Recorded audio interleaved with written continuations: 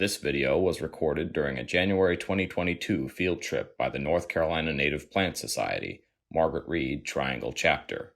Our apologies for the wind noise in the video.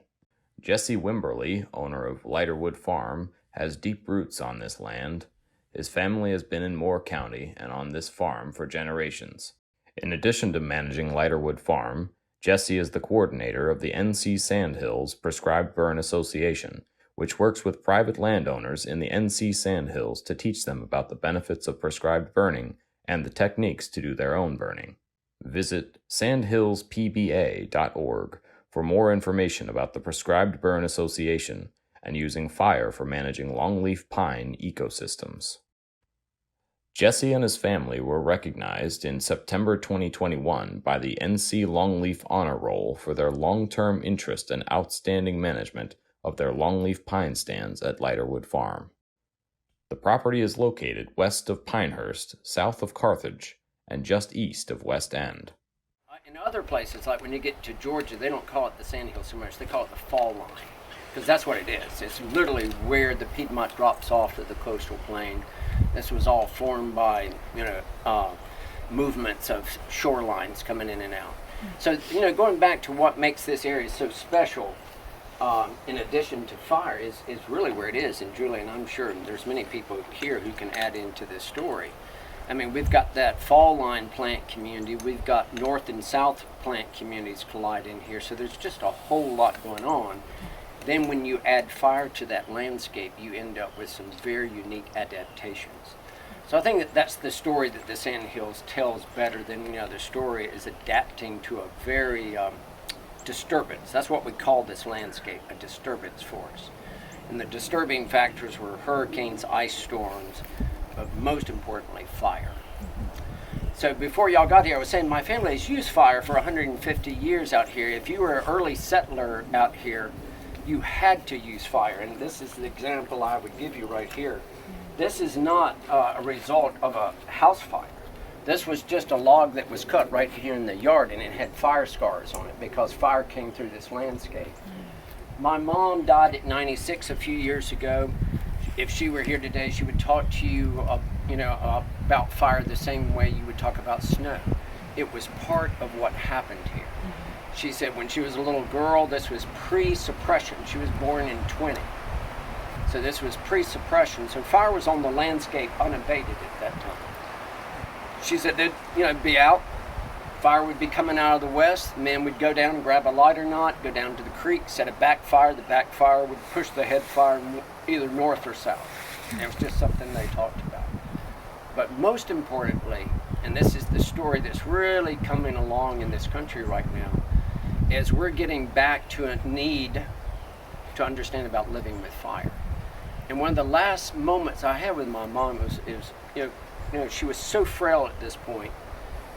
She had dementia, macular, and glaucoma, could barely see. I had her out in the yard, and she was leaning, looking back at the house, and she got very unnerved and upset. I said, "Mom, what's going on?" She said, "What's all of that around the house?" I said, "What are you talking about?" She said, "There's something all around the house." I said, "You talking about the lawn?" She said, "Yeah." "Was that grass?" I said, "Yeah, it's grass." She said, "Got to get that out of the yard right now." She was going back to a child. It was her job to keep anything that was, organic. This would have been total sand. If you go back to any house of that time period, all of the houses had sand around them, and that was to maintain. This whole house is made out of fat lighter. This is the very resinous core of the longleaf pine tree. If it were to ignite, it just goes off like a rocket. So it's been here since 1870 because we use we didn't know it. It's called fire-wise communities, and that's what we're going to hear more and more about after the Colorado incident, which, as y'all know, was basically a structure fire that got ignited by a grass fire. But so little consideration has gone into our housing, how we interact with the landscape. That's getting ready to change. So why is there grass all around? Well, I now burn all around right here. Oh. I keep all the fuels down all around me. So every year we strategically burn out away from the house. That's right. So anyway, I know y'all probably want to move since you've been riding. But that's just kind of brief. But go ahead. One more question. You started to tell us about the tool and how it was used. Okay. So this is opening day on the new orchard. You can see what they've done is cut a box in the base of the tree. Next, what they're going to do is take this, known as a hack, and they're going to make some what we call cat face marks, and that will cause the sap to start coming out of the tree, and then it collects in this box, and then that's what turpentine was made out of. Real quick, out of the naval industry, going back to the original part of the story I told you, it was called the naval industry because that's what it was used for. 3 products, tar, pitch, and turpentine. This was the one that had the most production involved with it and brought in the greatest revenue for the landowner. But for families like mine, who were very poor, one of the things they did was just collect the fat lighter, of which this house is made out of. And they would build these pits and they would sweat out that old sap. And that's what was made into resin and tar, and that's what was sought after by the British to seal the decks. And that's where the term tar heels comes from. That real gooey sap, you know, during the Civil War, some of the soldiers from down in here, Lee said, "You boys got tar on your heels, you know, you North Carolina guys are staying." So that's one of the stories. When I was drafted to go to the service, I was a Navy officer, but I was going to Camp Lejeune, North Carolina, Marine base. And for miles before you ever got there, you could smell pine in the air. So it was so overwhelming. I asked somebody when we got there, I said, "What is that odor?" And it was like pine everywhere. He says, "Well, it's all the pitch pines around here." So pitch pines, is that what they were talking about, the long leaf? Yeah, and it brings up, I'm a storyteller, so you have to endure me just a little bit. It's one of my favorite stories about where we are right now. So going back to this story, pre-Civil War, there were no really roads or train lines or anything that came into this area. It was literally known as the Pine Barrens. So my family originally took out that tar and pitch by wagon. So it was a small cottage industry that wasn't having that much effect. Post-Civil War, when the railroads arrive, is when we see the wholesale destruction of the landscape because there was the means to do it. But one of the fascinating stories is when the train got to Southern Pines, and you'll notice everything down here has a pine name: Pinehurst, Whispering Pines, Pine Bluff, Southern, you know, everything. So Southern Pines, the train stops there, and this guy walks up to this old man sitting beside the train track, and he said, "Are you in turpentine or timber?" And he said, "Neither one." He said, "What are you doing down here at the end of the train line in the middle of the pine barrens?" He said, "That longleaf pine." He said, what about it?" He says, "It produces ozone, which can cure respiratory problems."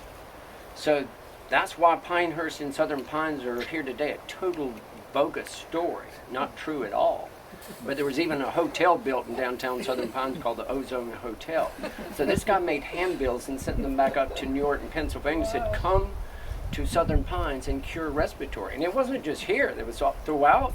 Well, in addition to these 2 towns, we got Aiken, South Carolina, which is a major one, and Thomasville, Georgia. Thomasville. Were too. All were at the end of railroad lines and were advertised as resort areas because kind of like when people would move years ago out to Arizona because there was less to irritate their nasal and lungs. So we have 3 major southern areas that were all that same story was what attracted the developers to those areas. And again, one of those great stories that ended up leaving us a fairly good landscape that we can restore with some, work, but you can restore it. And just that little twist of fate that I was telling, I don't know if y'all heard this part of it, but my family were Highland Scots, and during the Battle of Culloden over in England, we were defeated and given the Pine Barrens where we are right now. It's really poor farmland, but great for if you're into plants, this is where you want to be. It's just one of those great plant places. And we can put fire back, like I've been burning out here for 30 years. And I'll put fire into a section of the farm that hasn't had that particular prescription of fire. It's a little bit different than any other one. And a plant will come back that's never been there. When you said the Pine Barren, is that the same that we have in New Jersey? It is. Pine Barren? It's part of the same Is land. that longleaf also? It's not long lake. What is it up there? One, yeah. It's pond pine. Pond. Most of it's pond. Pond And pine. pitch, I think, A little too. bit of pitch. So getting some of that fuel out of the forest, which will reduce the vulnerability to wildfire, is one of the greatest enterprises that's going on right now. The second one is the reduction of carbon. And I think the project that Julie and I have been working on, a lot of folks here have been working on for decades, is probably one of the best examples, and that is trying to put the stewardship of the Southeast forest back in the hands of private landowners, trying to get private landowners engaged, but engaged in a way, and this is just something you hear me say a lot, for most landowners, our land is our greatest resource. That's the largest wealth we have is in land, but it's underperforming. You're going all the way back to that Battle of Culloden. It was given to us under the thinking that, boy, it will be a punishment. We've got to find a way to make retaining this landscape viable for those landowners. 90% of the land in the Southeast is private land. So whatever we do has to be a way that affects those landowners in a private way, and we've made some blunders. The Endangered Species Act really had some very negative consequences for the environmental community. We learned a lot from it. We're still learning, but the PBA is at the forefront of trying to work with agencies from the local all the way up to the federal level to interface with private landowners in a way that's not punitive or regulatory, but incentivizing the stewardship that we want to see.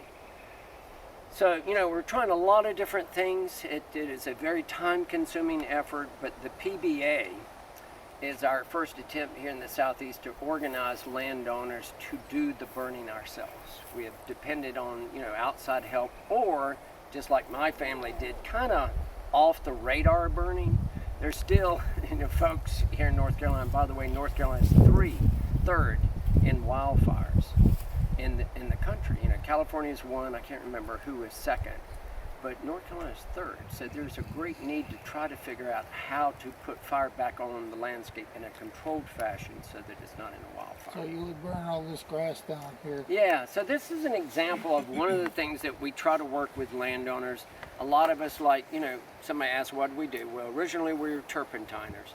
Then we went into free-range cattle, and the reason I point that out is because fire was used in each one of these agricultural endeavors. So fire was used to maintain the orchards of turpentine. We went into free-range cattle. That's before it had a premium commodity. Everyone had free-range cattle. You branded your cows and they just roamed the forest. But we burned every spring to green up the forest for the cattle. And then, when we went into tobacco, and you can grow tobacco in the poorest soil in the world, but that's the reason tobacco was grown in the Southeast. We still use fire to protect those crops from wildfire. So we would burn to protect our crops. And then today I use fire because the main product that I grow now is water. I have a conservation easement on all the wetlands on my land, and this is a story I was getting ready to tell back there, but when I did move back here, my mom laid out 4 units of this farm, and she said, they told you could pick whichever one you wanted. And I knew there were members of the family who were still tobacco farming. They wanted the open fields, which to me, as a conservation person, had zero value. So I took the largest tract, but it had all the water on it. The family's like, what an idiot. He's taking the swamp. You're not going to get any of the farmland, which has the highest value. So, a few years later, I sold the development rights of the farm and made a very nice proceed. Why? Because now I grow water. That's what I do. I protect this water to make sure all the folks down in Pinehurst and Southern Pines, when they get a glass of water, it's good water. Very little is done to it. It comes right off this farm. Really? What do you mean we sold the development rights? Here, and most states have this, but if you have drinking water supply water, meaning somebody is taking the water downstream from you and drinking it, there is a big push to protect that, because the research has all said it's cheaper to protect the land, the water supply, than it is to build infrastructure to clean it up. Okay. And then you get all these multiplier effects. When we go out and protect the watersheds, we get multiplier effects, recreation, hunting, all kind of things. Probably the best example of this story is New York. New York City has one of the best water supplies in the country because they actually did this. They made the decision to follow water coming into New York upstream and spend a huge amount of resources protecting that watershed. And Asheville, North Carolina does the same too. Yeah. There are a lot of watersheds that are protected. For those of you in Raleigh, one of the Falls Reservoir that you all know, it's not well protected enough. There's a buffer that the Corps bought, Right. but not enough. Not enough. And so it's hard to go back and to get that land out of production, and all those neighborhoods that are now built with so many people with septic tanks running straight into the watershed. So, yeah, And we're about priced out of the ability to effectively protect it. yes. See, where we're standing right now, going back to that original story, this land had such little value. It's still, you can pick up fairly large tracts at reasonable prices. But the land is cheap enough where there's still large tracts of land at an affordable price for conservation folks. And we picked up another 1,600 acres across the way here because until recently it just didn't have that much value. When you said about working with private landowners with the burning, isn't the Nature Conservancy doing a pretty good job around Pine Hills, Fort Bragg? But they don't own that much land. Yeah, they don't own much land, and we work very much hand in glove with Yeah. TNC in this area. And the way we do it is that the PBA, of which Nature Conservancy is a partner, handles kind of working with some of the larger, like the Moss Foundation, the Blue Farm. They play a big role with those, but the PBA is the one that's out there working with the kind of mom and pop landowners. Okay. And though you hear a lot about TNC owning a lot of land in the Sandhills, it's not but several 100,000. Yeah, we just realized that if you can have a revenue stream that rewards that landowner like me for saying, I will take that out of any type of production and I will protect it, but I need to be compensated for it. It's just one of those great programs that we have that incentivizes the stewardship we want to see. And I really do think this is where we're headed from, hopefully in the conservation movement, out of regulatory into incentivizing and assisting landowners. Because I'm here to tell you, I did a survey of 200 landowners and asked them, are you interested in fire? Got an 80% positive. Do you use fire? Only 20%. That gap, 60. I took all the reasons people don't use fire, and really there's a whole host of them, but about 5 or 6 that are heard, and that's what we built the PBA around. So we're trying to eliminate all the barriers to keeping landowners using fire, and one of the main one was there's no place to learn to use fire. Like yesterday, we burned over in Cumberland County. We had 20 landowners over there running drip. We had 6 drip torches, burning 20 or 30 acres, and everybody got to, these are all landowners who want to start using fire on their land, but because of liability, no one is, there's not a place for those landowners to come in. What is the thing you just The described? drip torch is what we use to do prescribed fire. What is it? It's just a canister that has fuel in it. When we walk back out, we'll look at your canisters. Oh, Yeah, one of those things right there. That's a drip torch. Okay, conservation has a fairly high value. So this is an area where we transition from an old field into a natural landscape. From here on down, nothing has ever changed. This land has never been disturbed. So you're looking at the same species who have been there for thousands of years. So when I get to right here, I wouldn't do anything. See how much tighter the stand is right here? I planted all those trees. When we get to right here, it's a much different planting. And the reason I'm doing that is I'm not wanting a lot of trees and shade and pine straw.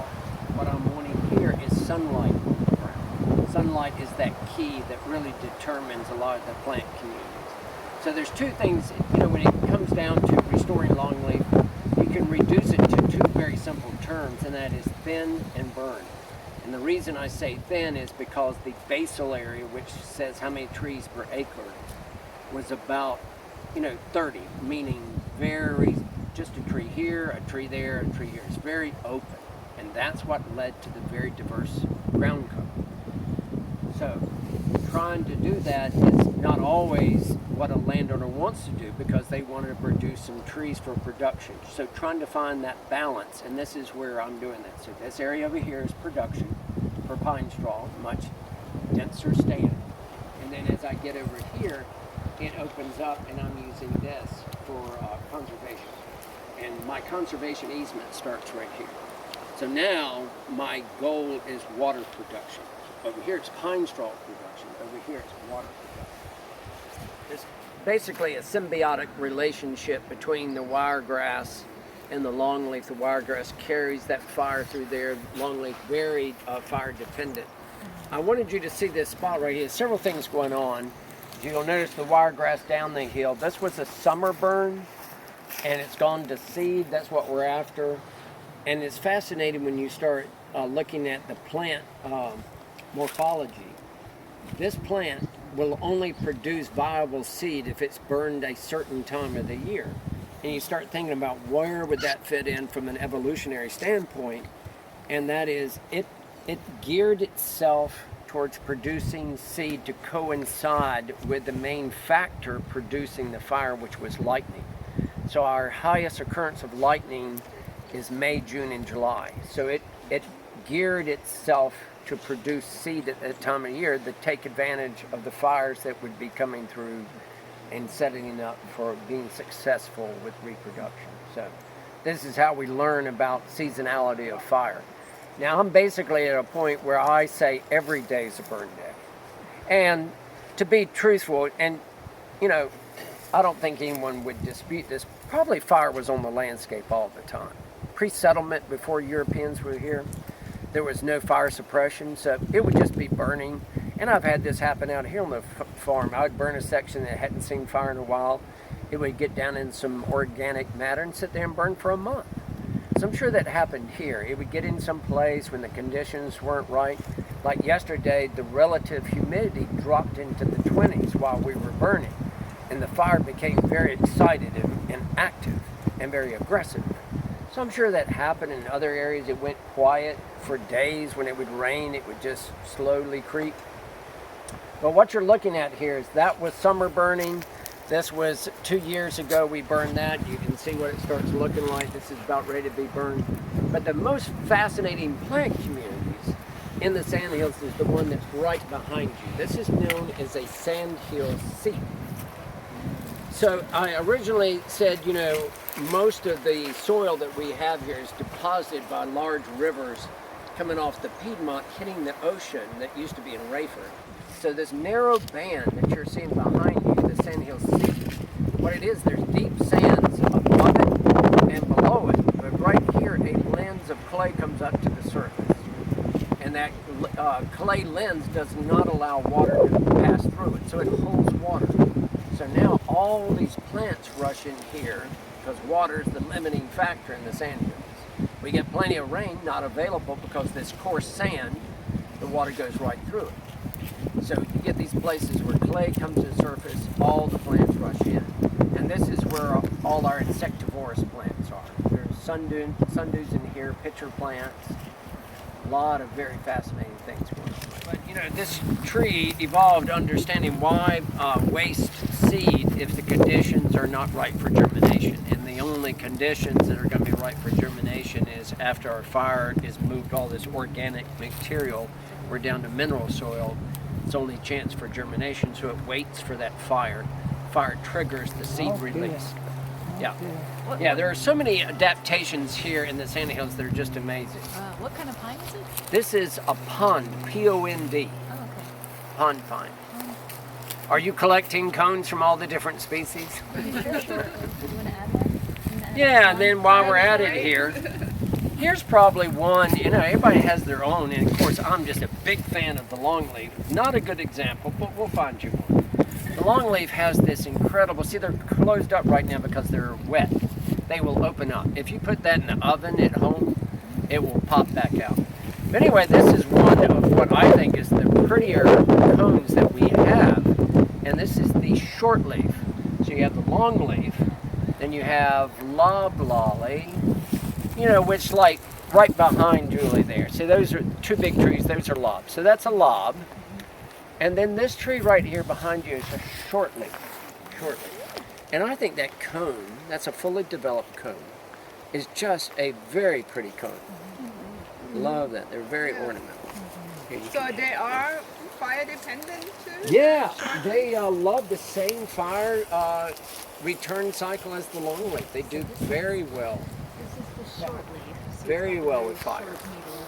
And this So, is you know, the longleaf got really these was the like dominant species, but when you start going west into the Piedmont, it starts transitioning into a mix of longleaf, shortleaf. So that's what I have going on here. You know, we're on kind of the western edge of the Sandy Hills. It's only about a mile from here where you hit the fall line, and that's where you bump up to the Piedmont. So do you call loblolly short or long? Well, locals around here just call anything that's not longleaf shortleaf. Okay. But there's actually 5 species. The loblolly was a much better choice, and a lot of genetic work went into making that a very good tree to grow if you're producing fiber. And so a lot of longleaf habitat transitioned into loblolly because it was a faster growing species.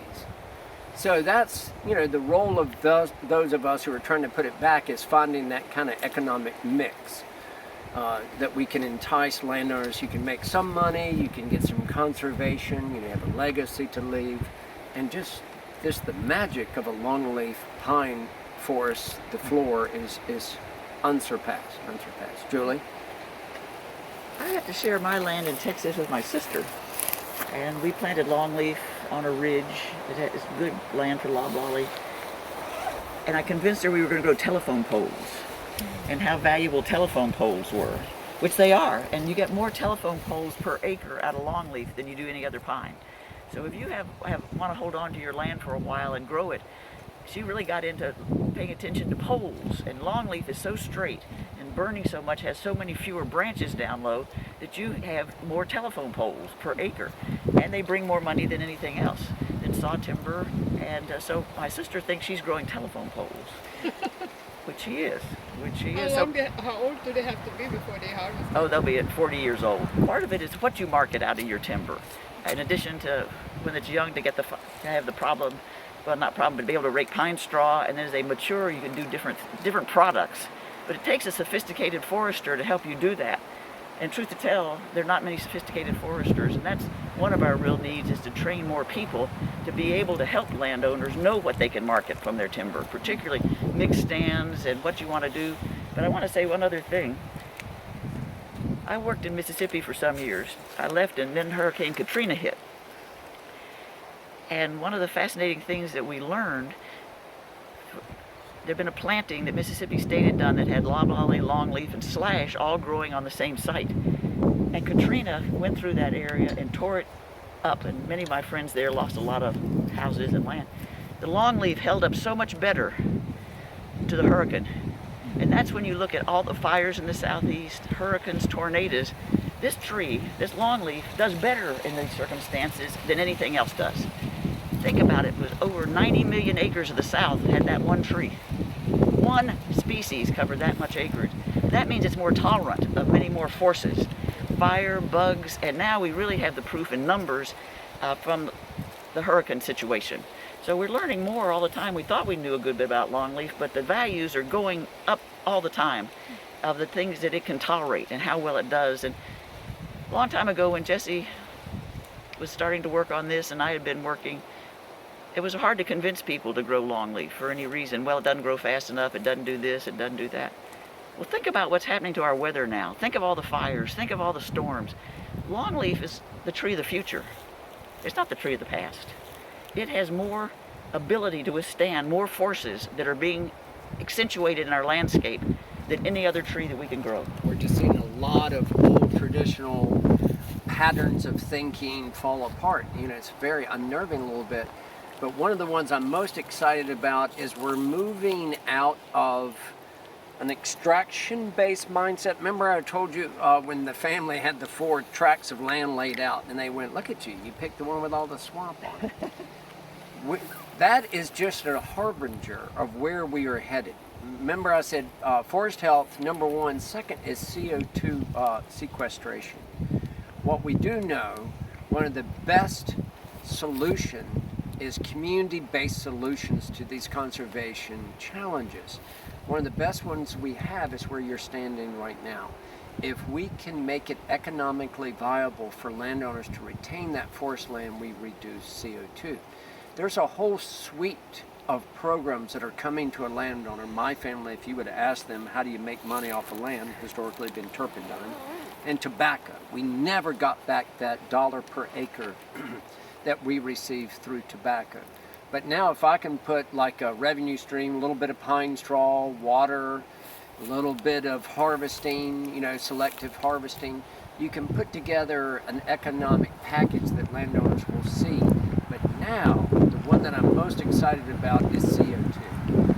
A guy called me up this week, said, I'd like to work with you and your landowners. There's a way they can kind of keep doing what they're doing, but make an annual return off of holding that timber an extra 5 years. They can get a payment for that CO2 markets. These are the kind of things that are really going to persuade people to hold on to it. So I'm really excited about the way we're looking at land from an extraction base into a sustainable source that not only benefits me, the landowner, but this is the water that's going to be the drinking water. If you go into any restaurant in Pinehurst, you're going to drink that water right there. And not much has been done to it. They do some bacterial reduction, but that's about it. So the more it can stay clean, the better it is for everybody. My farm's name is Lighterwood Farm. This is a stump left over from the original forest. And so this, in that photo I first showed you, they're making a box in the side of the tree. That's the remnant box right there. This tree was boxed for turpentine. And it probably had several boxes on it. And then the scars would go all the way up the tree and they would tap it. You can see another box right here. Let's take it back. It was tapped for the production of turpentine.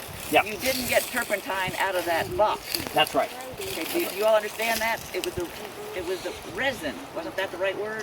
Yeah. The sap, you take the sap out and you distill it into turpentine. You had to take it to a distillery. Like maple syrup. Yeah, there was. So was there a little bucket there? Or? That was considered this your bucket. They would just come along with a dipper and pull it out. Now they realized early on this was a very destructive process and led to mortality on the trees, and they went to less destructive methods later on. But I hold on to all these little stories. So after this was all done, all the landscape had been cut. A company out of Georgia, the Hercules Company, would come through and buy these stumps from old families. And when I was a child in the 60s in Aberdeen on the north-south railroad line, you would see entire trainloads of these stumps leaving out of the sandhills going down to Georgia. We did not sell, and I cannot tell you why we did not sell ours, but we did not. And if I had to say the greatest gift my family gave to me, as far as the landscape, it was, I have hundreds of these on my land.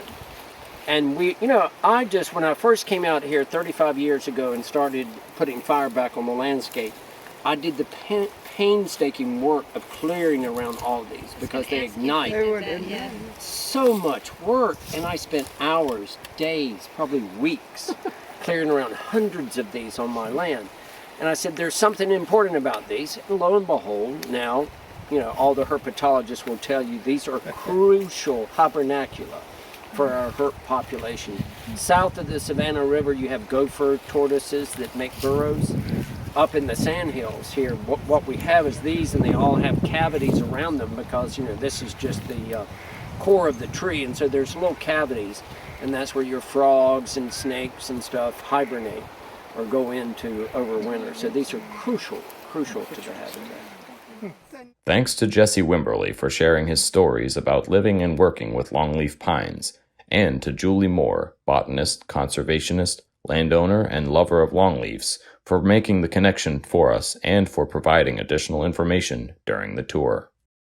For more information about North Carolina Native Plant Society and the Margaret Reed chapter, visit ncwildflower.org/triangle. You can also find us at our Facebook page, North Carolina Native Plant Society Reed Chapter.